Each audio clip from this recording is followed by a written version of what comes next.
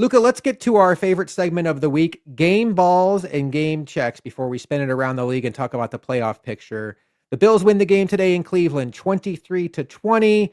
Who gets your game ball award from the Buffalo Bills? Game ball. I mean, there's an obvious, I guess would be the way to put it. To me, there's an obvious. Man, it's hard not. God, it's really hard to not give it to James Cook. I'm going to be honest. Like James Cook shot out of a cannon in this game. James Cook was phenomenal. At halftime, he was 9 carries, already over 100 yards. He was averaging 11 yards per carry or whatever it is. He was quite literally averaging a first down anytime he touched the ball.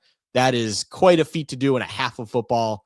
My only question on him is why the hell did it kind of stop in the second half as much as it did? Went from 9 carries in the first half to 16 in total on the game. That tells me that his production, or his times his number was called, went down in a game you were up 10 against the Browns. That is an odd decision to make for how good it was going, especially. But he was dynamic. He is truly that second punch to this team outside of Josh Allen that it needs to be at its best when the playoffs are coming. And I feel like right now what we're seeing out of him, Josh, is him just really getting into form, really getting going. And I love that he's finally being respected as one of the best in the sport.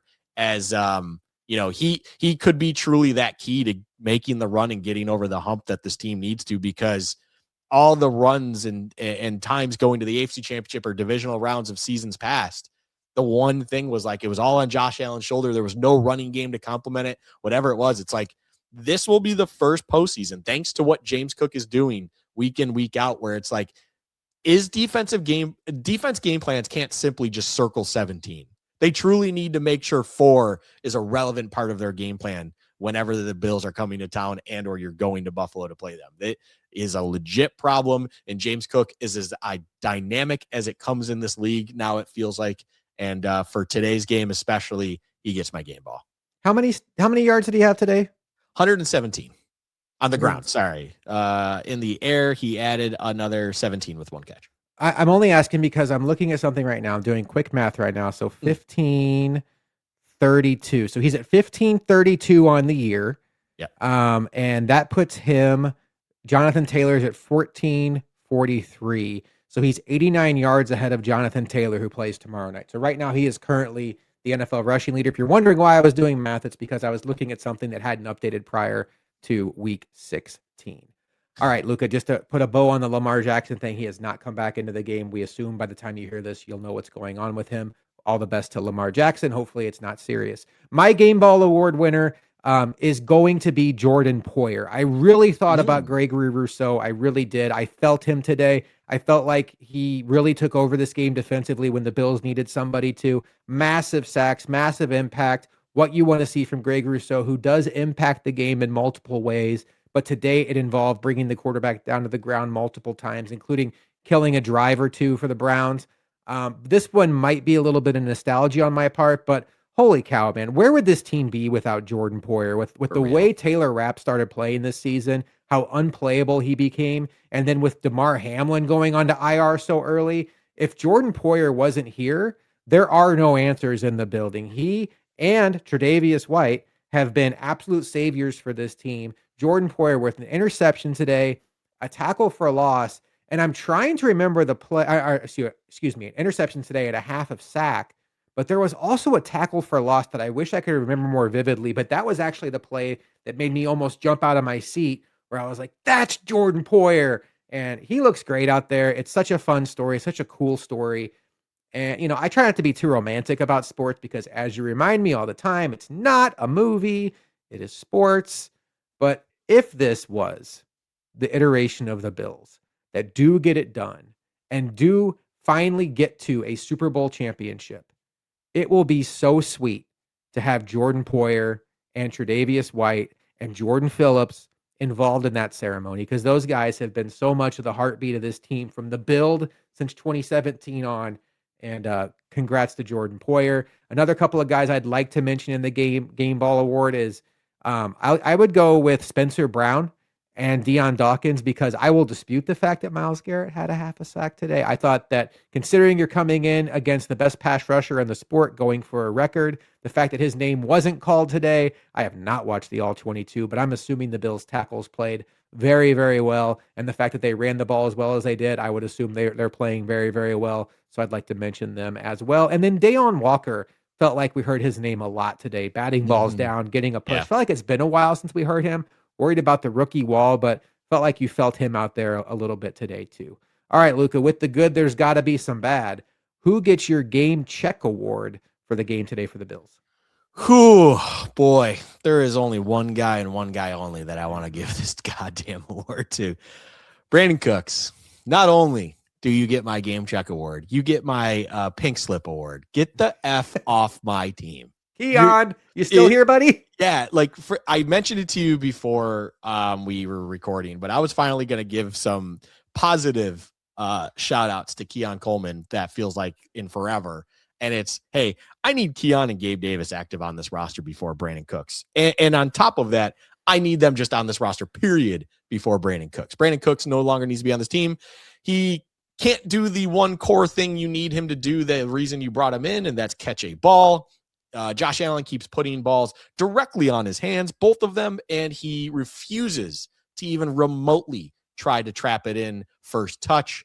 At least Dawson Knox, when he drops them, looks like a weird alligator arm tight to himself when he does it. You are actually incapable of even letting the ball hit your hands and stick in any remote capacity.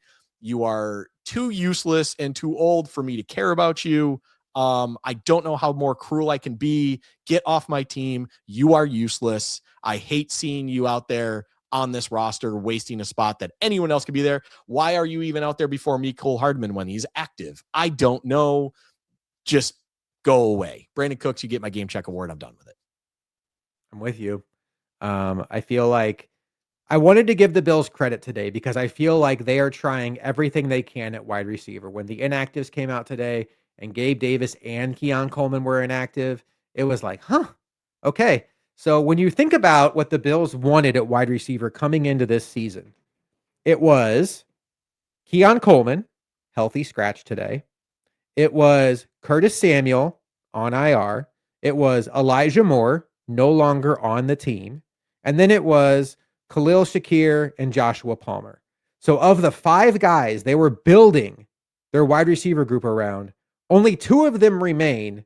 One is off the team, one is inactive by choice, and one is on IR and hasn't contributed anything meaningful in months.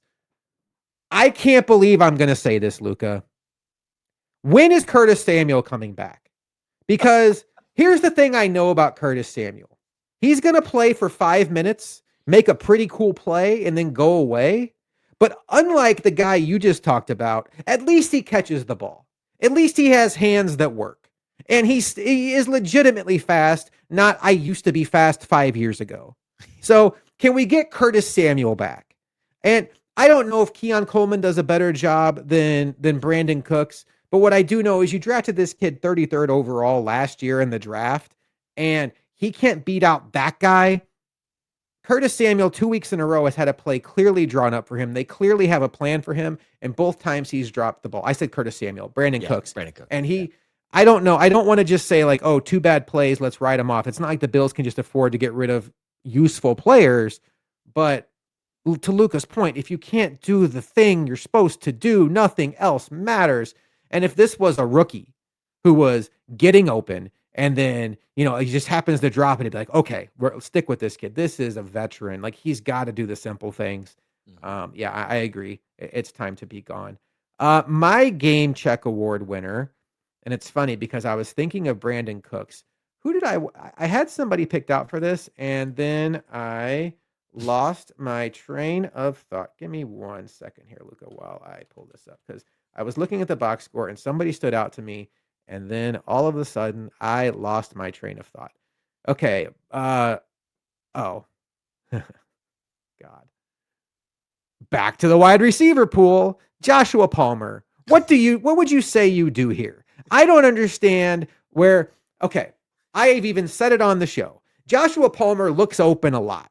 Josh Allen, by the way, did not have a good game today. There were multiple instances where he could have made the smart play, and he did not make the smart play. Today, if you want my honest opinion, felt like Josh Allen thought he could probably go for some explosive plays, and he did not take the checkdowns. When Josh Allen is unstoppable, he's going back, he sees something, he takes his checkdowns. It's impossible to stop him when he's playing smart. When he's playing like today, he's passing up checkdowns, he's throwing it to guys that aren't open, and it looks like chaos out there. But Joshua Palmer, I'm sorry, 1 catch for 2 yards. Are we ever going to have a Joshua Palmer game? It's going to be Christmas in 4 days. All I heard about all summer was Joshua Palmer, Joshua Palmer, Joshua Palmer. You don't understand how big of an upgrade this guy is over Amari Cooper. And I understand Amari Cooper was terrible for the Bills last year. I understand that. What would you call Joshua Palmer's season? I get it. He had 2 big catches in Atlanta. And boy, oh boy, if he hadn't gotten hurt, Luka, you never know what he was going to do in that game. But the problem is he did get hurt. And then he missed like a month and a half. And he came back and he's done nothing since then. So Joshua Palmer, I think this might be your 3rd or 4th game check award, which is pretty impressive because you've missed about half the games.